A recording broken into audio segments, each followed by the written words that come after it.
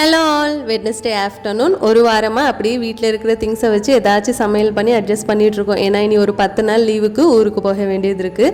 அது மட்டும் இல்லை, இந்த மழை வந்ததுக்கப்புறம் பார்த்தீங்கன்னா மீனும் நல்லா ஃப்ரெஷ்ஷாக கிடைக்கிறது இல்லை. அதுக்கு பதிலாக முட்டை வச்சு தான் ஏதாச்சும் டிஃப்ரெண்ட்டாக ரெசிபி ட்ரை பண்ணி அப்படி சமாளிச்சிட்ருக்கோம். நேற்று லஞ்சுக்கு பிளெயினாக குஸ்கா ரெடி பண்ணிவிட்டு முட்டை உடச்சி ஊற்றி கிரேவி ரெடி பண்ணிடலான்னு அதுக்கு தேவையான வெங்காயம் தக்காளி எல்லாம் நல்லா வாஷ் பண்ணி கட் பண்ணி எடுத்து வச்சிட்டேன். எங்கள் வீட்டில் பிரியாணி ரெடி பண்ணும்போது இந்த மல்லி இலை புதினா இதெல்லாம் சேர்க்கும் போதே கூட கொஞ்சமாக இந்த ரம்ப இலையும் சேர்த்து செய்வோம். நீங்களும் இந்த எல்லாம் யூஸ் பண்ணியிருக்கீங்களா? அப்படி இல்லைன்னா இதுக்கு வேறு ஏதாச்சும் பேர் இருந்தால் கூட மறக்காமல் கமெண்ட்ஸில் ஷேர் பண்ணுங்கள். நார்மலாக நம்ம சிக்கன் பிரியாணிக்கு செய்கிற அதே ப்ரொசீஜர் தான். வெங்காயம் தக்காளி இஞ்சி பூண்டு பேஸ்ட்டு மசாலா எல்லாம் சேர்த்து நல்லா வதக்குனதுக்கு அப்புறமா 1 கப் அரிசிக்கு 1.25 கப் தண்ணி ஊற்றி முக்கால்வாசி வெந்ததும் தம் போட்டு இறக்கிற வேண்டியது தான். முட்டை மசாலாவுக்கு இன்றைக்கி தக்காளியை அரைச்சி சேர்த்துட்டு மசாலா சேர்க்கும்போது 1 ஸ்பூன் இந்த கடையில் கிடைக்கிற ரெடிமேடு முட்டை மசாலா சேர்த்து பண்ணியிருந்தேன். டேஸ்ட் ரொம்ப நல்லா இருந்தது. ஒரு 12 மணி போல் லஞ்ச் வேலையெல்லாம் முடிச்சாச்சு. இனி நாளைக்கு vlogல பார்க்கலாம்.